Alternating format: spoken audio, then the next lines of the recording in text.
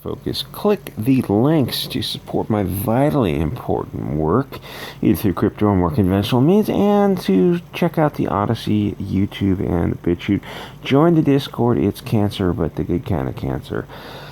So I'm not advocating anything here. These are hypothetical questions of constitutional law. The Gypsy King. First of all, don't get a criminal record. If you can not do that, that'd be great. 2, assuming you already have one, don't make it worse. In this case, it was a felon in possession. To say the obvious, why would you do that? But worse, why would you be a felon in possession on a TikTok video that 400,000 people saw?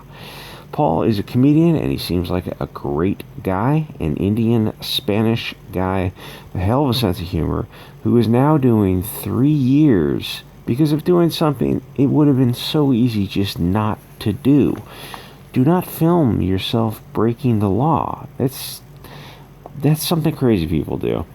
If you know the ADL is after you, and if you're on this side of the aisle, you know about the history of the ADL. They're founded in evil. They've been doing evil for, 80 years now. They were founded to protect Leo Franks. You can search that. It involves a lot of hot words.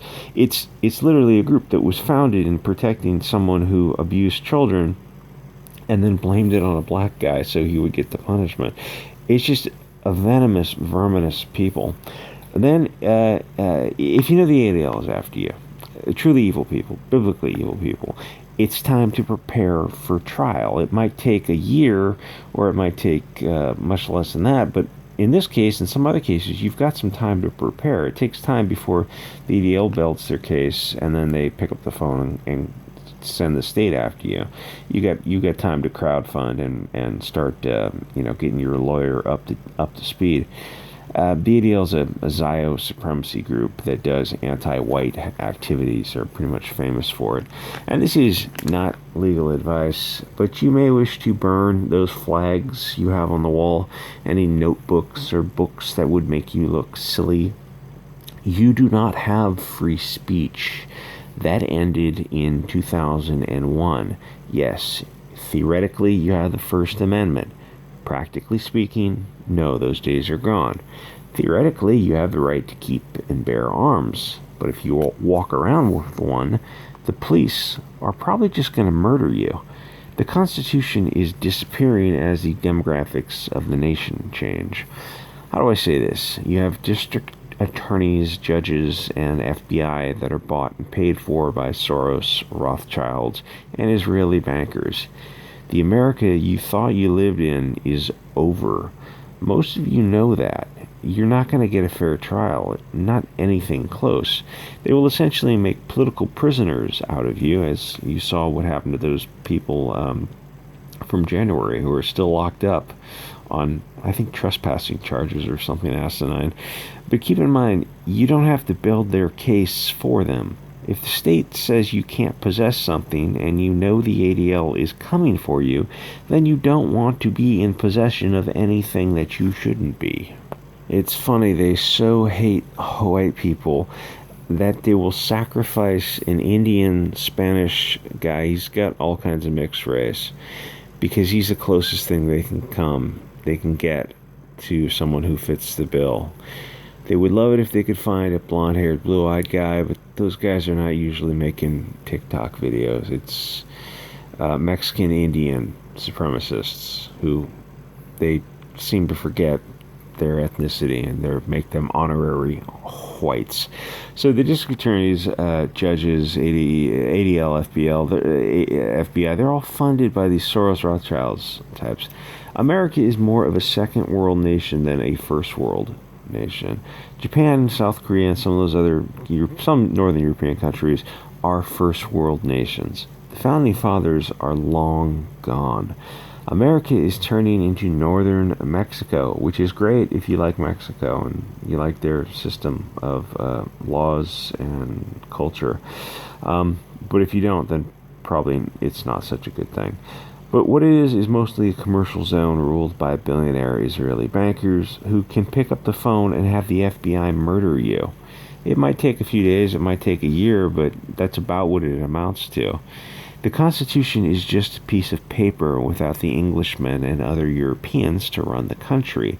This Miller guy, the ADL's Greenblatt, John Greenblatt, called up his FBI liaison, Special Agent Cohen, and said, "Take this guy down."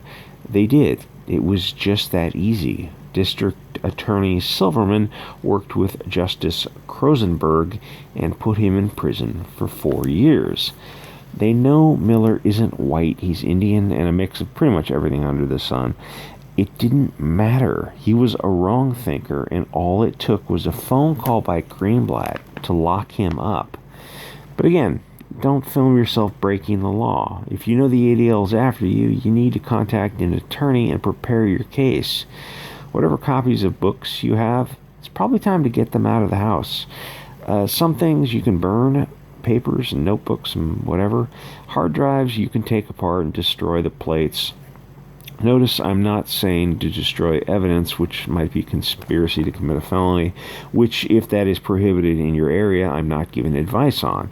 But the ADL having you in their sights is not the state prosecuting you, so it's not evidence yet. But again, I don't know the federal law, and I'm not giving legal advice. You want to get your lawyer to figure out all this stuff ahead of time and have the attorney-client privilege for protected communications. And most importantly, you want to get your lawyer's fees funded ahead of time. By all means, troll the people on Omegle and TikTok. Those sites look like cancer to me, but if you're having fun, go ahead and have fun. But it looked like the only thing that put this guy in prison was that he had something in the background of one of his videos. Why on earth would you do this? You know the ADL is watching you and waiting for you to slip up.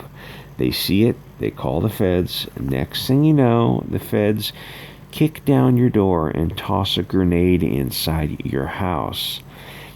All it took was a phone call from Greenblatt, and the ADL almost got this comedian murdered. The FBI is nothing more than a puppet of the Epstein-Weinsteins of the ADL. And to be fair, there are some guys in the FBI, probably younger guys, who are just not as up on the culture war as you would suspect. They really don't know what's going on. And I know people think of the FBI as like, oh, it's like in the movies. They know everything about everything that's going on. It's like, no, they're just guys who, for the most part, are doing office work. If you're in the social media culture war, you know a lot about what is going on. If you're in the right of center spheres, the 4chan, the Gab spheres, you are actually you really have your finger on the pulse if you're going down these rabbit holes. There are guys in the FBI who are accountants and attorneys and foreign language specialists who really don't know what's going on outside of their area of study. I know it sounds like it's not the movies. It's just, these are just guys who are specializing in one thing. And the bigger picture of the culture war and the Soros and the Rothschilds and the Schwabs, they might not know anything about that. So when they think they're on the side of the angels. I mean, some of them by now have got to start getting a little suspicious about the bill of goods that they're being sold. Anyway, America is a Bolshevik police state run by SorosRothschilds types.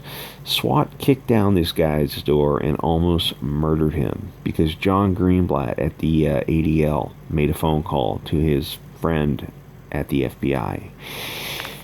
You can't resist an unconstitutional, tyrannical state by yourself. Only militias can defeat tyranny as the Founding Fathers intended. And I know saying something as innocuous as that will get you put on a watch list. That's how far the country has come from what the Founding Fathers intended. The ADL's John Greenblatt called this Indian-Mexican guy a white supremacist. That just means someone who's criticizing the protected tribe. So he says some interesting things, and he seems like a great guy. We all got to sacrifice for something. And he seems also like a guy who doesn't know what he is because he's mixed, and so he doesn't belong to any tribe, which is got to be, I don't know how to contemplate something so horrible to do to people, to have this like to advocate for mixing, tribal mixing, as if it's this great thing. And you look at these people who are mixed, it's like they don't know who they are. They don't belong to anything. Their roots are completely cut off, which is what the globalists want. They want all these groups with their roots cut off because they don't have anything to fight for. They don't have anything to stand for. The globalists want to be the only ones who have a tribe and in-group preference, because a rootless people are just slaves. He says, we all got to sacrifice for something, you know what I mean? I'm old, I'm getting old, I'm 32 years old, I don't have kids, I don't have a girlfriend. If they kill me, what is lost? Nothing is lost. The only thing it will do is accelerate what must happen. That's it. My life was worth something. Okay, it's great sentiment. I love the energy there. But there's more constructive ways to focus your power of light into a laser.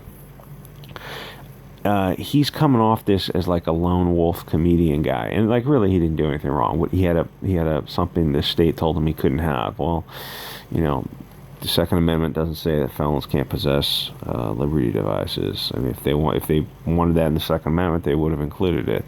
Anyway, it's not that. It's like I'm trying to say that you don't have any power as an individual. One guy without a girlfriend, which is fine, but he doesn't have any power. The only power is in a militia. So it's like focusing on, you know, telling comedic stories and like going to Proud Boys and stuff like this. It's like those guys seem like controlled ops to me, because like what is their core dogma? Oh, we're just a bunch of guys having fun. It seems like Antifa's a honey trap for these guys. And this, I realize the days of Antifa and Proud Boys are kind of over because we're moving on to the next stage. But like Antifa go to these events and they recover their face, no case, pretty much, and glove up. And these right-wing guys who are just drinking beer, having fun, you know, getting in fights, so they wouldn't cover their faces and they wouldn't glove up. And they're going, well, we don't have to cover our faces. We're not doing anything wrong. Like, you can't be that naive to think that this SorosRothschilds, Schwab-controlled FBI and state is on your side. You don't run America anymore. Like, the Constitution doesn't run America. It's just a piece of paper. That whole concept of going to these events uncovered because you thought you're on the side of like the Constitution, the flag, and what's right is right. It's like that might have been America of like 100 years ago, or say back in 1955. That might have been that period of time. Those days are long gone. The state is, when I say enemy, I don't mean in terms of Fed posting. I mean constitutional enemy. If they're going towards the side of tyrannical rule, and you guys are on the side of, you think you're upholding the Constitution, but you're not really willing to take the final step into taking all the red pills. It's like, oh, we're going to be this diverse group of constitutionalists. We're going to be this, what do they call it, civic nationalism or something like that. It's like, well, then you're just wasting your time if you think civic nationalism has any merit whatsoever. It's, where has that worked? Like, that kind of Pollyanna bullshit got us to where we are now. There is no such thing as civic nationalism. And believe me, I would have thought that idea had merit a few decades ago, but massive amounts of evidence to the contrary has awakened me to the idea that no, there's only tribalism. There's just blood tribes. That's all there is. There's nothing above blood tribes. Either you're advocating for your group's interests, or other groups are advocating to their interests that are adverse to yours. Anyway, that's about making YouTube videos is so careful. So anyway, like, comment, subscribe, and I will see you guys all next episode.